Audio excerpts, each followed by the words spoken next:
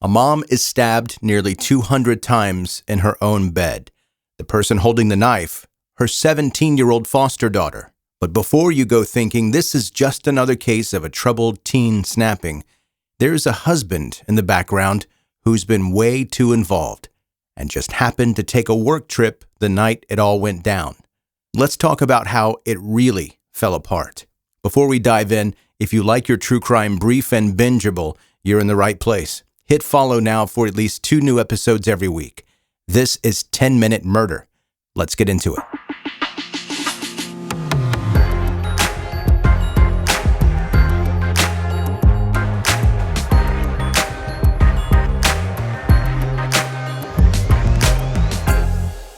Lisa Knoefel was 41 years old, and on the night of November 26, 2012, she was exactly where she should have felt safest, her own bed, trying to get some sleep.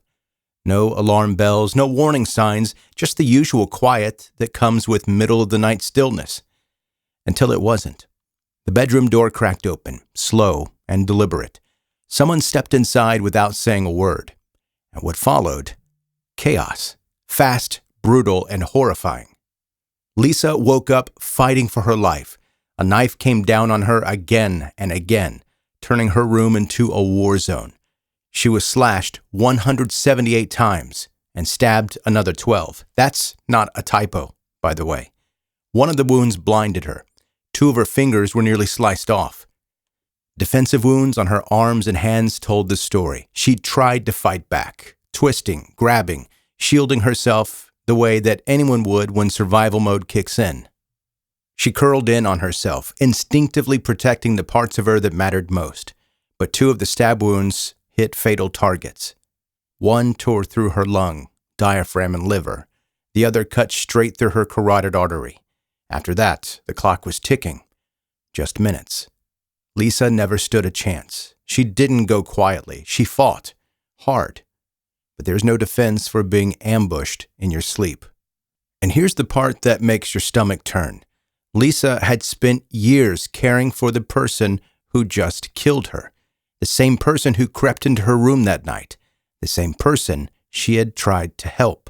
When police got to the scene, they walked into something straight out of a nightmare. 17-year-old Sabrina Zunich was still there, covered in blood, clutching the knife she'd just used to kill Lisa Knoefel, the woman who had taken her in and tried to give her a stable home. Her foster mom, her safe place. Or so everyone thought. Sabrina didn't just end up with the Knoefels by accident. Lisa and her husband Kevin made the choice to bring her into their family a few years earlier. They'd fostered kids before. Lisa had the background. She was a social worker with experience helping teens who'd been through the ringer. This wasn't new territory. But Sabrina wasn't coming in with a blank slate. Her life up to that point had been chaos. Friends said that when she was still in diapers, her family used vodka in her bottle to get her to go to sleep. Her main caregivers were her grandmother, elderly and overwhelmed, and her father, who was deep in addiction. Mental health issues started young. Sabrina was diagnosed with ADHD at 4, followed by a running list: oppositional defiant disorder, bipolar disorder, anxiety, depression. The kind of resume no kid should have. When her grandmother could no longer care for her, Sabrina landed in the foster system. Her dad died not long after, an apparent overdose. From there, it was the usual shuffle, one house to the next, until she ended up with the Knoefels. And on paper, it looked like she finally caught a break. Had she been placed anywhere else, she might have made it. Someone would later testify in court. That one sentence says a lot, and none of it is good. Lisa tried.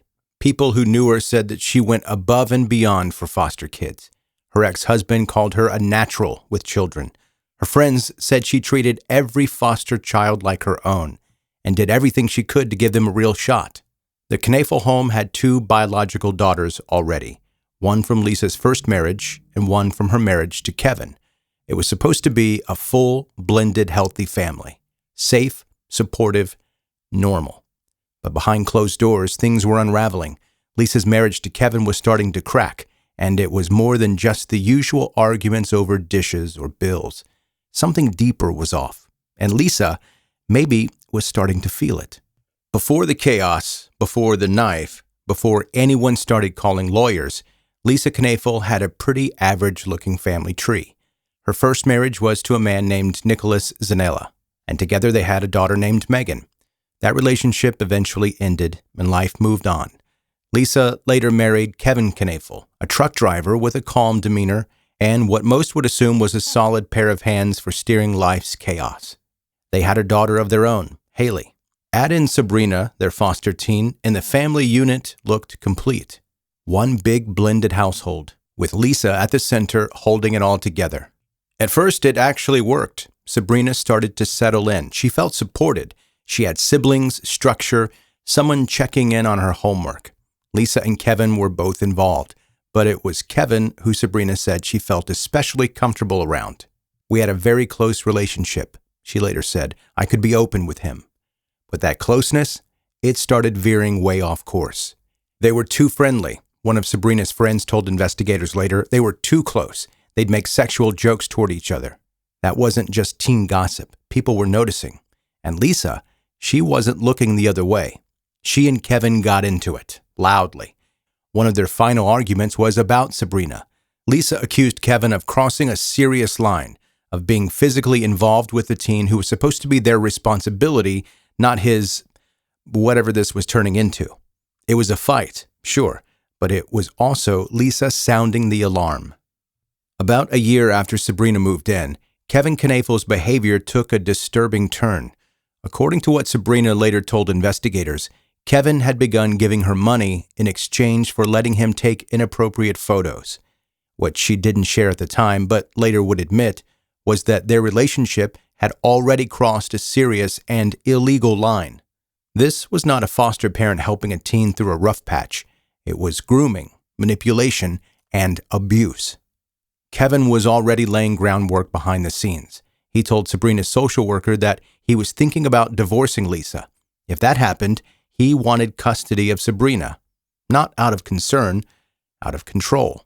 He wanted her close and was willing to say whatever he had to in order to make that happen.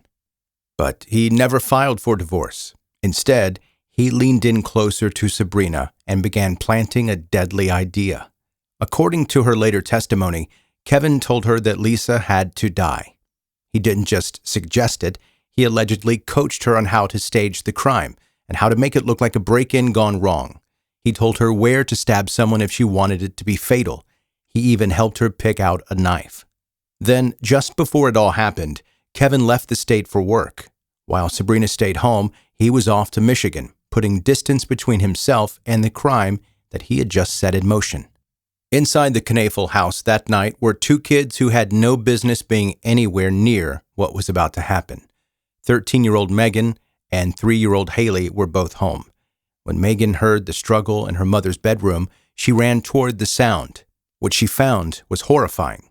Sabrina, older, stronger, and completely out of control, was stabbing Lisa. Megan did what most kids wouldn't even think to do. She tried to stop her. She physically launched herself at Sabrina, pulling, grabbing, doing anything she could, but it wasn't enough. So Megan ran.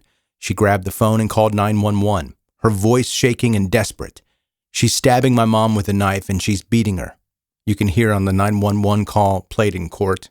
When the dispatcher asked who was attacking her mother, she replied, "My sister. She's trying to kill my mom." By the time the first responders arrived, Sabrina was still there, still holding the knife, covered in blood. Lisa still alive, but barely. She died in her bedroom moments later. 3-year-old Haley was found hiding in the closet. This wasn't a whodunit. Everyone knew who killed Lisa Knoefel. Sabrina pleaded guilty to aggravated murder and was sentenced to life in prison with the possibility of parole after 30 years. Her earliest chance at parole will come in 2042 when she'll be 47. Sabrina never denied what she did, but for a while she refused to explain why. And while she sat in jail, silent, Kevin Knoefel was out there living his best life on someone else's grave. He collected on 2 life insurance policies he had taken out on Lisa. That payout totaled more than $790,000. He kept the house, got custody of the kids, he bought new cars, took flying lessons, moved on like nothing had happened. And he let Sabrina rot. But eventually, reality hit. Sabrina realized Kevin had no intention of helping her, no plans, no loyalty. He had just used her, tossed her aside, and left her holding the knife in every way possible. So she talked. She told the police that the murder wasn't her idea. It was Kevin's. Quote, "I said, why not just divorce her? And he said, because I can't do it. The girls would end up going to her. Then he said, she's worth more dead than alive." That broke it open. Kevin Knoefel was hit with 11 charges, including sexual battery and complicity to commit aggravated murder. Sabrina testified against him, and the jury believed her. Kevin was found guilty on all counts and sentenced to life in prison. The man who manipulated a broken teenager into killing the mother of his children now has nothing. No money, no freedom, and no one left to manipulate.